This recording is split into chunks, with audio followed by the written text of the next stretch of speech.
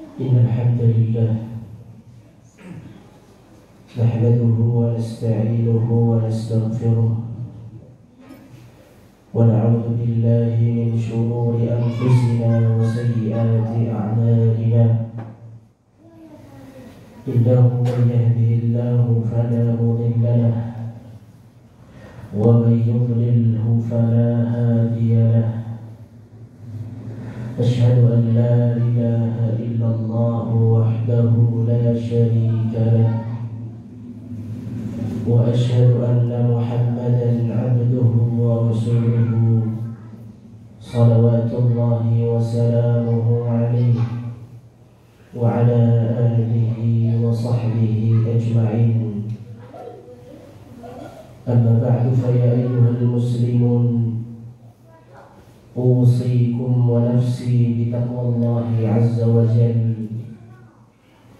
فإن التقوى أساس فلاح المؤمن كما قال عز وجل في كتابه الكريم: يا أيها الذين آمنوا اتقوا الله وقولوا قولا سديدا يصلح لكم أعمالكم ويغفر لكم ذنوبكم ومن يطع الله ورسوله فقد فاز فوزا عظيما.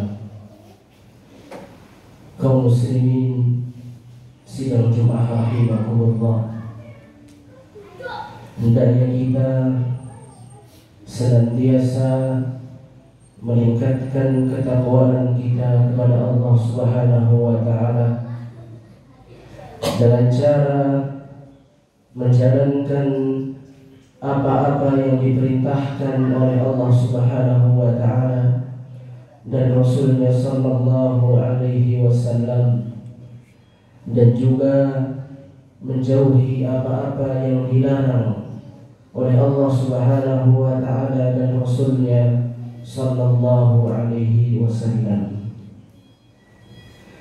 Kaum muslimin sidang Jumat rahimakumullah,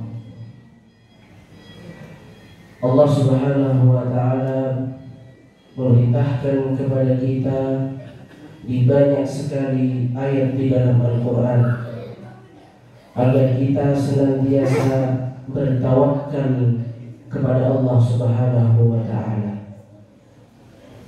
Allah Subhanahu wa taala berfirman: "Wa tawakkal 'alal hayyil ladzi la yamut." Dan bertakwalah dan bertawakallah kepada Zat yang senantiasa hidup dan tidak akan pernah mati. Wa 'alallahi falyatawakkalul mu'minun. Dan kepada Allah Subhanahu wa taala lah orang-orang yang beriman itu bertawakal. Kaum muslimin sidang Jumat rahimakumullah, tawakal adalah menyerahkan diri kita, menyerahkan segala urusan kita kepada Allah Subhanahu wa taala. Menyerahkan segala urusan kita kepada Allah Subhanahu wa taala semata. Baik itu dalam kita mendatangkan manfaat maupun menjauhkan madarat. Kita harus menyerahkannya kepada Allah Subhanahu wa taala semata dan tidak kepada selain Allah Subhanahu wa taala.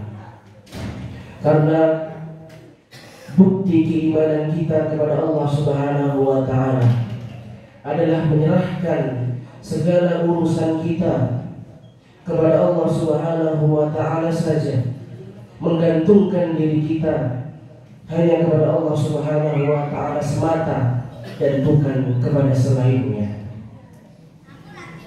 Seringkali di kalangan kaum muslimin terjadi penyerahan diri, penggantungan diri selain kepada Allah Subhanahu wa taala. Misalnya saja dalam menolak mara bahaya, dalam menolak mara petaka, dengan cara ia mendatangi dukun, dengan cara menggunakan jimat-jimat. Mungkin saat ini kita sudah jarang melihat hal semacam itu. Namun ternyata masih banyak di kalangan kaum muslimin yang menggunakannya, tapi dengan cara yang berbeda. Kalau di zaman dahulu orang-orang bergantung kepada jimat-jimat yang digantungkan dalam diri mereka. Namun sekarang jimatnya tidak berbentuk kalung dan demikian yang lainnya. Jimatnya adalah bentuk yang tidak terlihat oleh mata manusia, karena malu apabila dilihat oleh manusia masih tertinggal zaman. Malu dilihat oleh manusia masih datang kepada dukun. Akan tetapi nyatanya masih banyak orang yang menggantungkan dirinya, menyerahkan dirinya bukan kepada Allah Subhanahu wa taala, namun kepada selainnya. Maka bukti keimanan seorang mukmin adalah tatkala ia menyerahkan dirinya, menggantungkan dirinya hanya kepada Allah Subhanahu wa taala. Sebagaimana definisi Islam adalah dari kata aslama yuslimu, yaitu menyerahkan diri. Namun yang perlu kita perhatikan adalah kemana dan kepada siapa kita menyerahkan diri kita. Jika kita masih menyerahkan diri kita kepada selain Allah Subhanahu wa taala, maka keimanan kita, keislaman kita belumlah sempurna. Jika kita masih menggantungkan diri kita kepada selain Allah Subhanahu wa taala, maka kita belum membuktikan keislaman kita, belum membuktikan keimanan kita sebenar-benarnya. Dan hal tersebut ditakutkan akan jatuh kepada perbuatan kesyirikan. Dan kesyirikan itu kata Allah Subhanahu wa taala, "Inna syirka la dzulmun 'adzim." Kesyirikan, sesungguhnya kesyirikan adalah kezaliman yang paling besar. Kalau kita menyaksikan manusia, orang-orang di zaman sekarang yang memiliki jabatan berdagang ria untuk berbuat kezaliman, maka kezaliman mereka belumlah seberapa. Karena kezaliman yang dilakukan oleh yang berbuat syiriklah kezaliman yang paling besar kata Allah Subhanahu wa taala.